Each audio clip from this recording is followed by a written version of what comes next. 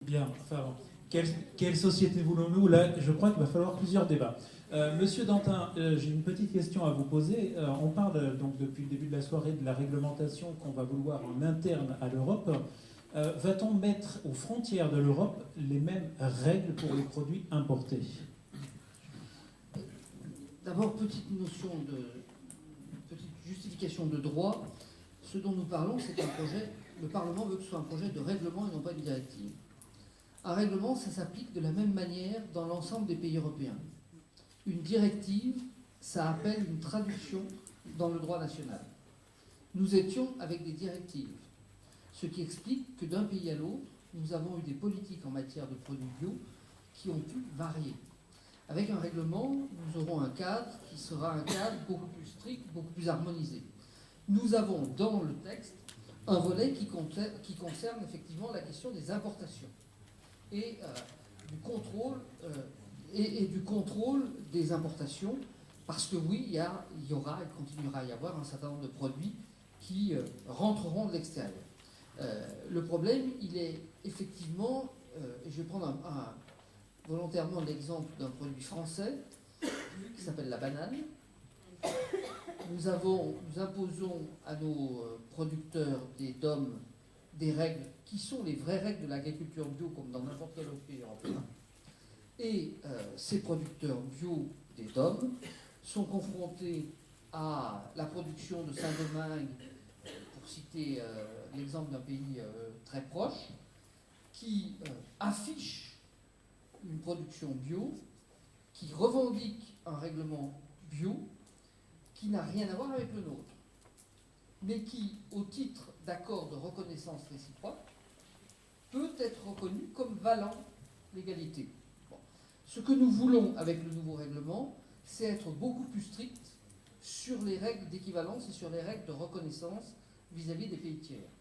De manière à ce que demain, l'étiquetage bio que vous trouverez sur une banane, pour reprendre mon exemple, correspondent effectivement au cahier des charges bio européen.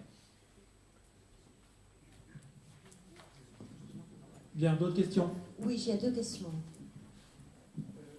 Justement, ça tombe bien. Je voulais savoir, bien que les conditions de négociation soient très opaques, si l'agriculture biologique fait partie de négociations dans le cadre du TAFTA.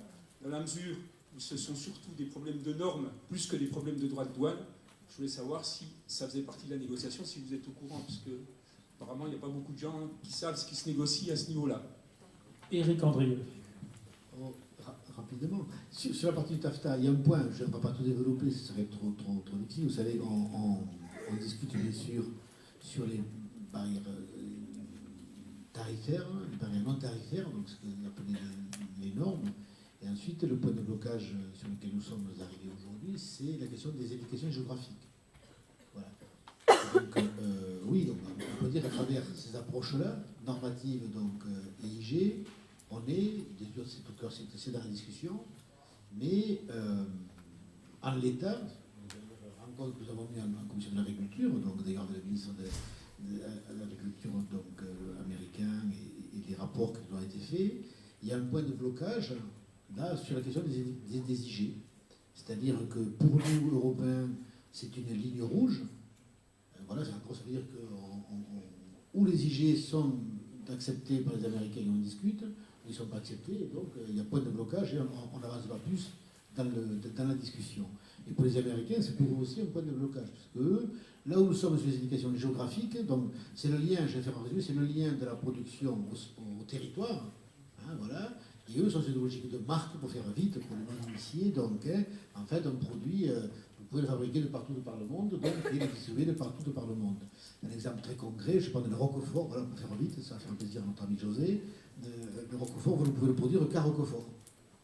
Par contre, vous pouvez avoir du bleu, j'ai une marque d'ailleurs qui produit un Roquefort, mais qui ne s'appelle pas le Roquefort, vous pouvez le produire de partout, de par le monde, si vous voulez. Donc c'est le lien au territoire. Imaginons que demain le Roquefort puisse se produire ailleurs qu'à Roquefort. Économiquement, toute la zone d'Aveyron, si vous voulez, est concernée, et pas que la partie production, l'élevage, etc. Bon, ben voilà, il n'y a plus de vie. Donc, et nous, on a ce souci, pour faire vite, du lien de l'économie au territoire. Voilà. Et donc ça, effectivement, c'est un point de blocage important, donc voilà, et qui rejoint la question que vous posez, ça fait effectivement, derrière les normes, on va pas revenir sur les OGM, Rémichel a parlé du poulet donc, au chlore, donc c'est le bœuf aux hormones, etc. Ce sont des points qui nous sont identifiés sur lesquels nous ne voulons pas lâcher. Et pour l'instant, il y a de ce point de vue-là blocage donc, entre les deux niveaux de négociateurs. Le picodon, c'est le romardèche, point final. Mais je termine là-dessus, il ne faut pas, non, parce que là c'est très sérieux, vous imaginez.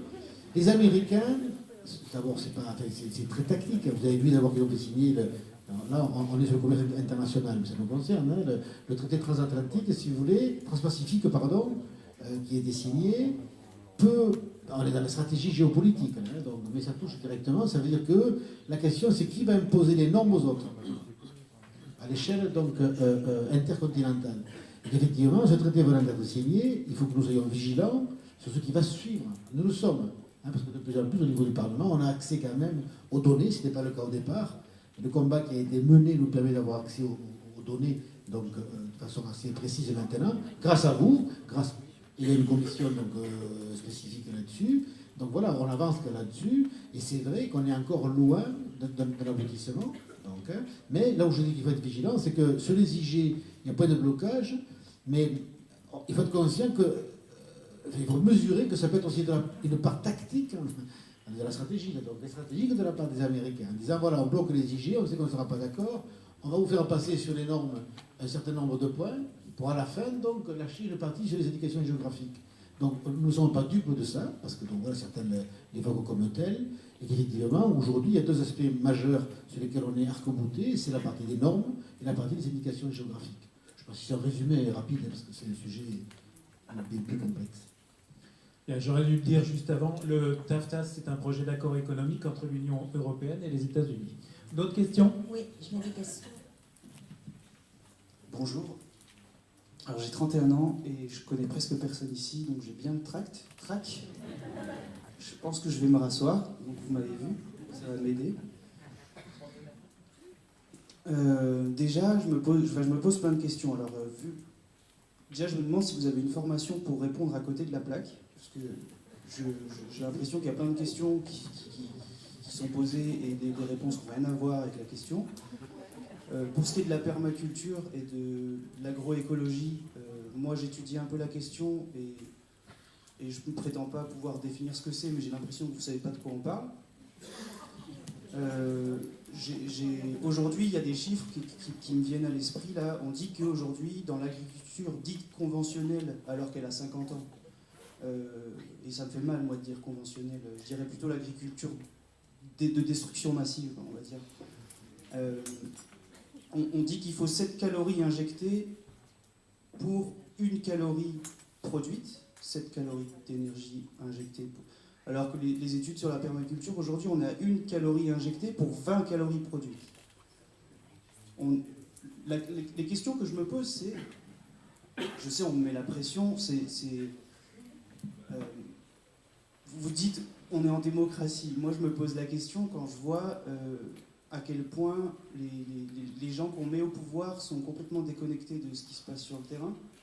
Et je me pose la question de savoir si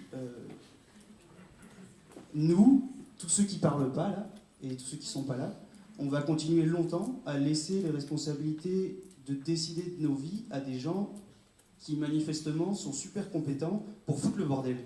Voilà.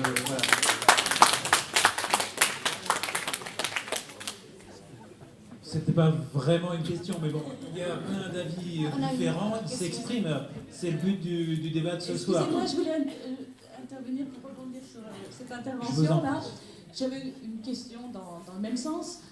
Je voulais vous demander si vous ne vous sentiez pas amené dans une démarche un peu schizophrène en essayant de travailler à la fois sur le TAFTA et sur ce règlement concernant l'agriculture biologique. Si vous vous sentez bien dans ce travail-là, c'est cohérent, ça ne vous pose aucun problème apparemment. Moi, ça m'en poserait.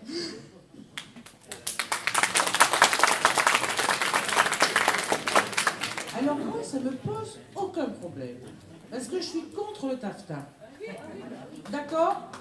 Moi, je suis contre ces accords d'investissement et de commerce entre l'Europe et les États-Unis. Par contre, qu'on se bagarre sur un règlement donc applicable dès demain à tous les pays à partir du moment où il sera voté au Parlement sur le bio, et qu'on développe le bio sur l'ensemble de l'Europe, eh ben, c'est super cohérent.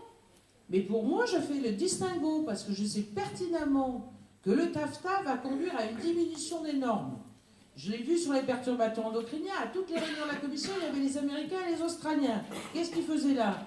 C'est bien pour qu'ils empêchent la Commission de statuer là-dessus. Et c'était très lié à TAFTA. Donc à partir du moment où on a une position claire, les écolos, on est contre TAFTA, et que tous les écolos au Parlement européen voteront contre, et qu'il y a de plus en plus d'alliés, même au Parti Socialiste, pour voter contre TAFTA, je ne dis pas tous, mais il faudra demander à Eric. Bon, eh ben, on se bagarre sur notre réglementation européenne, parce qu'elle est très protectrice, notre réglementation européenne.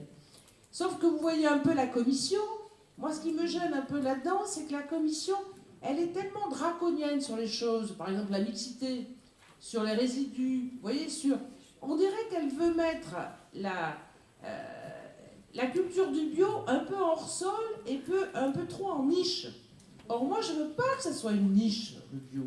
Je veux que ça soit accessible à tout le monde, le bio. Parce que tout le monde est bénéficiaire du bio s'il n'y a pas de pesticides.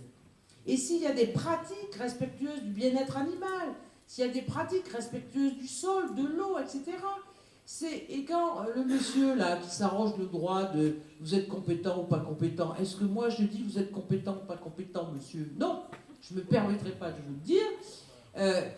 Si vous voulez, ce qui est important, c'est que quand on se bagarre sur l'avenir, on se bagarre sur une cohérence. C'est tout le boulot qu'on fait sur le plan européen. Et ce que vous expliquez, Eric, c'est que quand vous avez des groupes politiques très différents, aucun groupe politique a la majorité au Parlement européen.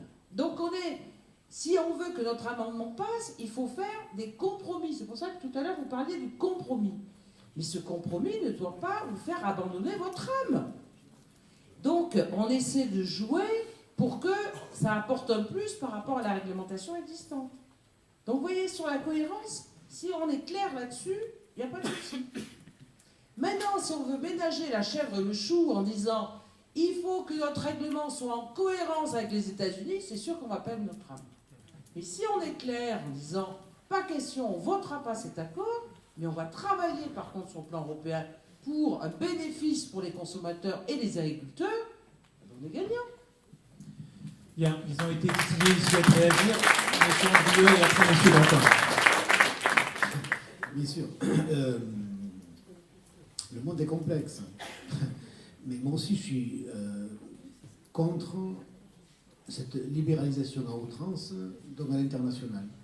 Comme je suis contre la dérégulation à l'interne de l'Union européenne. Cette vision du libre-échange telle qu'elle nous est proposée aujourd'hui, intellectuellement, ne correspond pas à ma philosophie. Ce n'est pas la vision du monde que j'avais. C'est pour ça que je parlais de vision sociétale tout à l'heure. Donc, tout simplement. Alors, j'entends bien, vous dites qu'il faudra plusieurs séances, et j'espère bien pour y répondre. Mais tant qu'on se refusera, nous les politiques, d'abord des questions de fond, ce que j'appelle des questions de fond, et d'objectifs, si vous voulez, on mettra en place des moyens inadaptés. Voilà. Et donc c'est vrai pour l'agriculture comme c'est vrai pour tout le reste. Quand vous savez sur le TAFTA, appelez-le comme vous voulez, pour le vision, certainement qu'il y a des enjeux géopolitiques pour d'autres secteurs. Et je ne vais pas rentrer dans le détail, même si je le dis, contre cette vision du libre-échangisme. Et quand vous savez que sur le domaine agricole, les études qui sont faites aujourd'hui, on aura vérifié, puisque donc, tout ça donc, est dans les tuyaux et on attend les contre-argumentaires, disent, études, les dernières faites par le ministère de l'Agriculture américain, que dans l'hypothèse où le TTIP, le TAFTA, comme vous voudrez, c'est pareil, se mettrait en place, les gains iraient de 1 à 5. C'est-à-dire qu'au moment où les Européens gagneraient 1, les Américains gagneraient 5. Alors, on sait ça aujourd'hui. Donc ça ne peut pas ne pas nous interroger sur le bien fondé, si vous voulez, d'un accord de commerce et de libre-échange. En tout cas, moi, ça m'interroge, et j'ai questionné encore la semaine dernière, donc le commissaire, sur cette partie-là. Voilà. Où il m'a dit, qui est un libéral, il m'a dit, mais depuis que je suis dans l'agriculture, c'est un Irlandais, il m'a dit, j'ai bien compris que je ne pouvais pas être libéral dans l'agriculture. Mais j'ai dit, mais montrez-nous-le. Voilà. Donc pour l'instant, il ne nous le montre pas vraiment, à vrai dire. Donc, hein. Voilà. Mais ce n'est pas incompatible, ni schizophrène, de travailler, comme l'a dit Michel excellemment, sur les questions. Moi, je savais, et je reprends jeune homme de 31 ans. Avant d'être élu, on a une vie. On n'est pas né député européen. Vous savez, donc moi je suis issu de l'éducation populaire, je suis de milieu rural de montagne, donc j'ai été élu local. Bon, bref, on peut vous faire notre cursus, si vous voulez, les uns les autres. On a une vraie vie. On n'est pas des élus hors sol. Alors peut-être je ne comprends pas, mais c'est trop technique, etc. C'est comme l'hydroponie, si vous voulez. Donc, hein. Après, c'est difficile quand on a un public, parce que c'est un sujet très technique et très complexe, toujours d'avoir un propos pédagogique accessible à tous, c'est qu'on ennuie tout l'auditoire. Et c'est très facile de rentrer dans la techno du langage européen, ce qu'on essaie d'éviter, mais ce n'est pas toujours simple, vous le voyez bien. Voilà, mais sur la partie philosophique et politique, nous avons ici des approches différentes, et c'est la richesse de la démocratie, ne vous en déplaise, donc, hein. On représente ici donc le parti du peuple, et on se plaît à le défendre en fonction de nos convictions. Moi, je n'ai pas de certitude, aucune. J'ai des convictions, voilà, et j'essaie de les défendre, et je les confronte donc à mes collègues au niveau du Parlement pour que ça fasse sens et ça fasse démocratie. Voilà, effectivement, je vous réponds, oui, moi je suis très clairement opposé à cette forme-là de négociation et d'accord, et pourtant je suis partie prenante pour la notion d'un commerce. Le monde commerce, l'homme commerce depuis que le monde est monde. C'est pas nouveau. Mais je crois qu'il y a des enjeux de régulation et d'intérêt dans les questions du sens et de la place du citoyen, et c'est une raison très écologique, donc, hein, dans le milieu, me paraît être fondamental. Et on ne peut pas, même au moment où aujourd'hui on est en 2015, et qu'effectivement on voit bien que tout se passe à l'échelle intercontinentale, on ne peut plus penser le développement et le monde aujourd'hui comme on le pensait il y a 50 ans en arrière. Et si on remet ça en lecture de la PAC, oui, la PAC a 54 ans, mais elle aboutit à des résultats que je trouve finalement pas conformes à ma philosophie. Je le dis, moi je suis un habitant de zone de montagne. Elle a contribué à vider des pans entiers de territoire. Elle a eu des résultats intéressants dans des périodes historiques de sa genèse, de sa vie.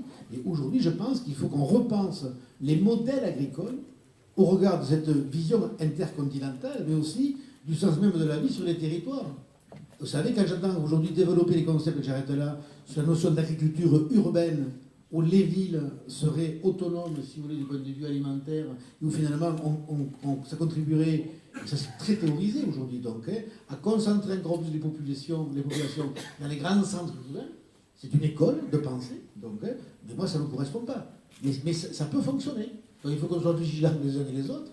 Ça veut dire qu'on créerait des espaces vides de vie, donc voilà, et moi j'ai notre vision, dans tous les cas, de l'équilibre de la vie et de la terre. Bien, Michel Dantin, vous, schizophrène. Écoutez, moi je suis membre de la commission de l'agriculture au Parlement européen et il me paraît de mon devoir de regarder comment la question agricole est traitée dans le TAFTA. Nous avons, à une large majorité, voté à la commission de l'agriculture, puis voté en séance plénière un certain nombre de principes que nous avons appelés de lignes rouges.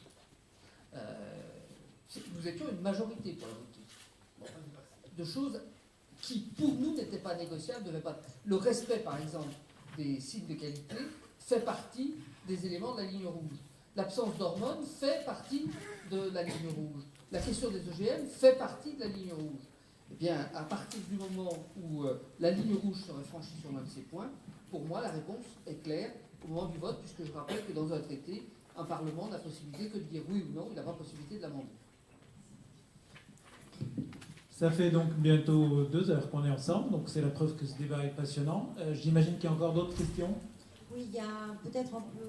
Il y a le monsieur à côté de moi et un monsieur là-bas, et conclure avec ça. Oui, parce que M. Dantin va bientôt... Voilà, il a beaucoup de route à faire. Désolé, je réinterviens puisqu'on m'y a invité tout à l'heure. J'avais une question sur... donc j'ai bien retenu que M. Andrieux était contre le libre-échange. Simplement, l'Europe s'est construite avec le libre-échange. Les principes fondamentaux dans l'Europe sont faits pour permettre une pleine et entière concurrence. Donc, il faut être un peu schizophrène dans vos fonctions. Et sur Madame... Rivasi veut, quant à elle, garder son âme quand elle veut une harmonisation. Simplement que là, vous allez négocier un règlement contraignant pour tous les États. Et moi, la question que je me pose, c'est au niveau national, quelle va être la marge de manœuvre des États. Imaginons que la France ne soit pas satisfaite sur tout ce règlement. Est-ce qu'elle va pouvoir imposer ou maintenir son label AB pour dire, ben voilà, moi, l'Union européenne pardon, a un label européen, est-ce que moi, je peux avoir un label plus contraignant, ou parce que, comme il s'agit d'un règlement, cela lui sera interdit, ce qui n'est pas le cas aujourd'hui, puisque c'est des directives. Madame Rivasi, peut-être, on va essayer de faire de plus en plus court parce que la soirée avance. En 2 mots, ce règlement va harmoniser, on ne pourra plus avoir le label AB. Par contre, si on veut avoir... On l'a déjà plus, hein? Mais non, mais il veut dire que le règlement, on a le label européen, mais AB, l'agriculture biologique était plus restrictive sur certaines choses. Bon. Par contre, il pourrait y avoir un cahier des charges privé. Par exemple, Nature et Progrès pourra avoir un cahier des charges plus restrictif. On ne peut pas être plus laxiste, on peut être plus restrictif. Et à ce moment-là, c'est des marques privées. Mais c'est grave. C'est un bien public. Il ne faut pas que ça soit des marques privées. Oui, mais c'est... Oui, mais c'est... On en parle, vous nous dites depuis tout à l'heure que le public doit s'emparer de l'agriculture, Ouais. etc. Et là, vous nous dites les labels vont devenir privés. Non, c'est d'intérêt collectif. Mais non, c'est pas ce que j'ai dit. J'ai dit que si ça peut être plus restrictif sur certaines choses, si on dit par exemple 0 OGM, avec le label européen, on ne peut pas le dire, puisque c'est 0,9 et 0,1 sur les semences. Bon. Si vous voulez avoir 0, eh ben, ça sera des marques privées comme Nature et Progrès qui pourra dire « Ah ben moi, je garantis dans mes produits d'avoir 0 ». Mais on va se bagarrer pour qu'on ait les restrictions les plus fortes. C'est ça, après, le boulot que doit faire le Parlement européen. David Permorte.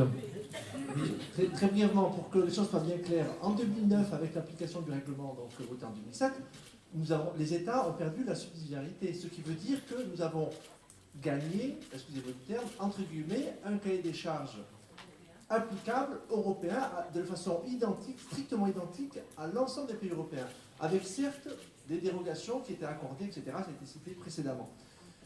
J'étais à l'époque, en responsabilité au niveau européen pour l'IFOM France, et je m'en suis félicité en me faisant un petit peu étriper au niveau national, en disant, mais alors c'est vrai qu'en France, on a perdu en qualité principalement sur le cahier des charges animal. On a perdu, et c'est fort regrettable, c'est certain.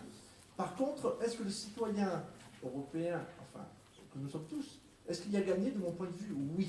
Par contre, aujourd'hui, on est sur une autre dimension. On est sur une révision complète de notre cahier des charges, avec on a parlé de pas mal de choses, mais moi, vraiment, et j'en terminerai là-dessus, je vous prie, mesdames et messieurs les députés européens, notre avenir est entre nos mains, entre vos mains. Et il faut vraiment, il y a au moins 10 ou 15 points où il y a une opposition, où le Parlement a vraiment pris en considération une grande partie de la dimension, je pense sincèrement, de ce qu'est travailler en agriculture biologique, et où par contre la Commission n'a pas cette vision-là, il faut le dire clairement, et notre avenir est dans vos mains, au moins pour nos lendemains. Voilà. Moi, tout ce que je souhaite, c'est qu'on puisse vivre heureux de notre métier paysan de façon sur des exploitations familiales, de dimension humaine, mais surtout que l'on, comment dire, je veux dire, les 80% d'agriculture conventionnelle, elles deviennent quoi? Et évidemment, je veux dire, il faut que l'ensemble de l'agriculture évolue, et bien sûr évolue sans utiliser de produits chimiques, je veux dire, c'est bien clair. Donc il faut donner cette chance-là à l'ensemble des paysans de notre beau pays. Bien. D'autres questions dans la salle, peut-être? Oui, Christian Oyersoun, producteur de Picodo en AOP. J'ai eu le plaisir de présider le syndicat des producteurs. Nous étions 350 producteurs en Drôme et en Ardèche. Et très peu avaient envie de cumuler les deux labels. Ce sont deux signes de qualité, c'est 2 fois des contrôles, c'est 2 fois des coûts.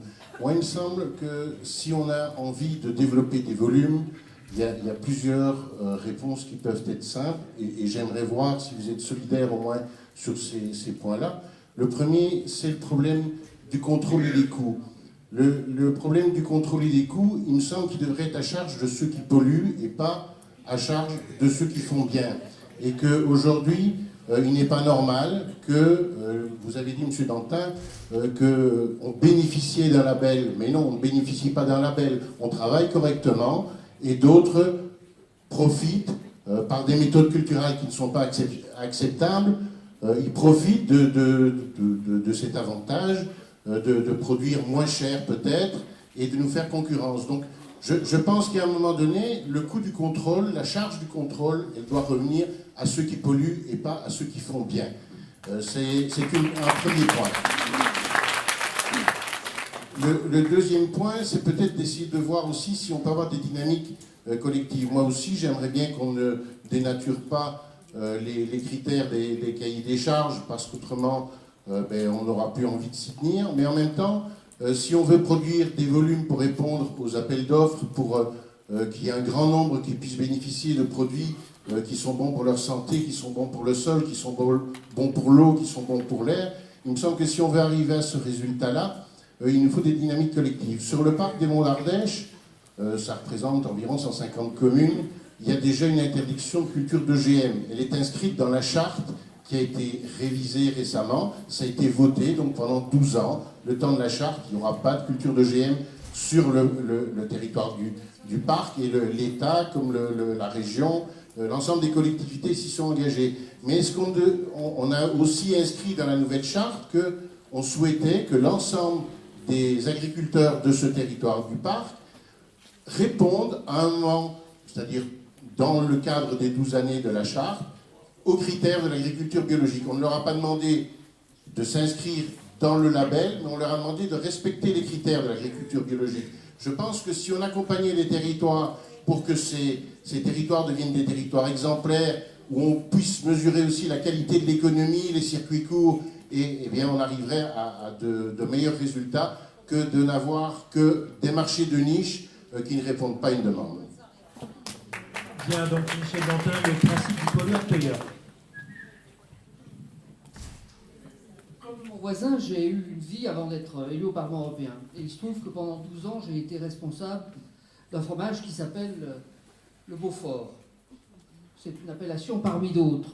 Alors monsieur, je pense que nous avons le droit d'avoir quelques différences sémantiques. Nous, en Savoie, nous disons que nous bénéficions du label, de l'appellation d'origine Beaufort, parce que nous avons toujours posé ça comme une démarche positive auquel les producteurs sont fiers d'appartenir. Voilà, je parle à partir de mon exemple et de ma vie personnelle. 12 ans, c'est, me semble-t-il, suffisamment long pour avoir touché les choses un peu de l'intérieur. Est-ce que, pour autant, c'est à ces producteurs-là de payer 100% de leur démarche d'identification? Je pense que les collectivités locales ont largement, tout à l'heure, Michel citait l'exemple du conseil général de la Drôme, je pense que tous les conseils généraux ont eu un peu les mêmes démarches vis-à-vis de ces démarches de territoire. Parce que souvent, vous l'avez dit, une démarche d'appellation d'origine, une démarche d'IGP, c'est une démarche de territoire qui emmène pas simplement le monde agricole, mais qui emmène également d'autres acteurs du secteur. Les collectivités locales ont donc soutenu et continuent à soutenir les frais de certification. Ça me paraît normal. J'ai été élu local, je l'ai toujours soutenu et je pense normal de le faire. Bien, il se fait tard, on va essayer d'avoir une dernière question de la salle.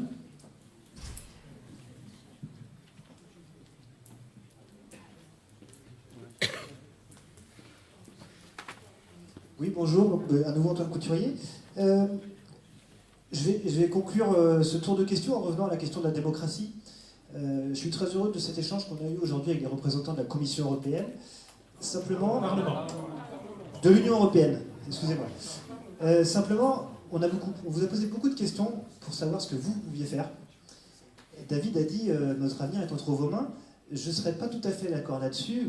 Notre avenir est en partie entre vos mains. Néanmoins, aujourd'hui, on a beaucoup parlé de la réglementation bio.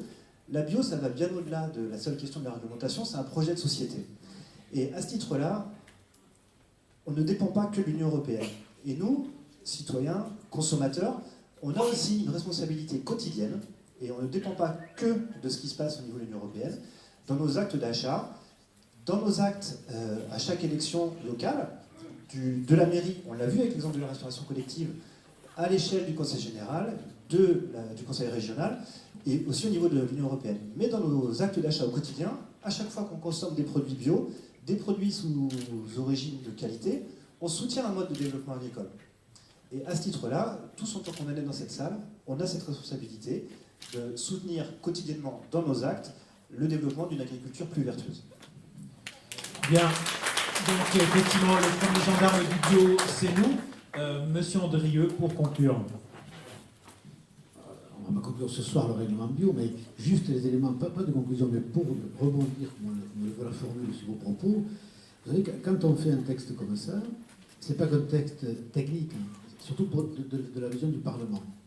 Il ne faut pas que vous croyiez que quand le texte est arrivé au Parlement s'est enfermé, en tous les cas les parlementaires en référence, sont enfermés dans un bocal, ont décidé avec leur assistant de réfléchir donc à la modification du règlement sur l'agriculture biologique.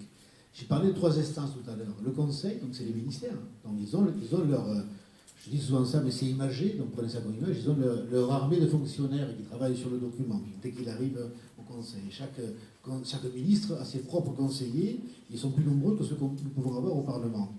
La Commission européenne, ils ont aussi, j'ai dit ça de façon imagée, leur armée de fonctionnaires et de techniciens et d'experts qui travaillent sur le texte. Nous, les parlementaires européens, on a voire 2 attachés, dans le meilleur des cas, pour travailler sur le même règlement. Donc ça veut dire que notre armée, à nous, c'est les représentants professionnels. C'est vos représentants. Depuis le début du règlement, donc on en a parlé tout à l'heure, on a échangé, on a eu de nombreuses rencontres donc, sur tous les aspects du règlement avec vos représentants professionnels. Et ceux qui, alors ça ne veut pas dire que le parlementaire n'a pas sa vision de synthèse, il est là pour ça. Mais il se nourrit de vos expériences, de vos travaux, de votre quotidien. Et c'est en ce sens-là où le lien avec le social, même si le texte manque un peu de chair du point de vue géopolitique, il est construit. Et quand le Parlement, quand vous dites tout à l'heure donc, que le Parlement a tenu compte d'un certain nombre de propositions, ce sont le SINA, Bio, la FNAP, et j'en passe, donc, au niveau français et européen, c'est une vérité. Et on a essayé de traiter en conscience les éléments qui nous paraissaient les plus légitimes, évidemment. Et donc, c'est-à-dire que la parole, et on est là pour ça, les députés européens sont les élus, sont vos élus. Et donc, il serait inconséquent de ne pas tenir compte de vos pratiques dans ce que nous produisons comme texte. Et c'est ça notre boulot. Donc, c'est-à-dire d'arriver, ensuite, à partir de là, d'arriver à faire passer, à avancer les convictions que nous portons, et qui sont, pour beaucoup, donc, des éléments qu'on a collectés à l'échelle de l'ensemble des secteurs donc, qui traitent du bio pour ce règlement bio. Moi j'ai passé, je sais que je peux faire le parcours de mes 6 mois passés, mais comme nous tous, quand on passe une journée ou 2 journées dans un organisme de contrôle, quand on va sur des exploitations avec un contrôleur pour voir comment réellement se passe le contrôle, parce que je ne suis pas exploitant agricole, comment ça se passe, et les points faibles et les points forts, bon, ben on n'y va pas, c'est pas un séjour de vacances. Donc, et donc c'est ça notre métier. C'est comme ça, je pense qu'on arrive à construire des règlements, mais les règlements, ils sont là pour donner aussi une direction et pour permettre à ce que, le sens soit garanti. Donc, et qu'on permette, là pour le coup, le développement d'une agriculture biologique conforme à ce qui nous semble être le meilleur, mais non pas à l'échelle d'une petite région, non pas à l'échelle d'un État, mais à l'échelle donc de l'Union européenne à 28. Voilà ce que je voulais dire en propos conclusif. Merci à vous. En tous les cas, pour la richesse et la qualité des échanges. Juste une petite dernière question. Vous disiez tout à l'heure que les Pays-Bas souhaitaient conclure en 6 mois à peu près. Ça veut dire que ce règlement, a priori, il entrera en application à peu près quand ? Il faut qu'ils soient votés, ces réunions, il faut qu'ils soient conclus, il faut qu'on soit d'accord. Quand je dis conclu, c'est-à-dire que avant l'été, ça c'est un objectif qui me paraît ambitieux, c'est qu'on arrive à un accord commun, Conseil, Parlement. Et ensuite, après, on rentre dans la procédure de ratification, donc de vote. Et là, pour le coup, là, je m'adresse au plus ancien, parce que là, je n'ai pas d'expérience. Ça veut dire à la fin de l'année, donc la fin de l'année, en des cas, à la fin de l'année à peu près 2016. Bien. Merci beaucoup. Voilà, c'était très intéressant. On a débattu pendant un peu plus de 2 heures, donc visiblement le sujet vous intéresse.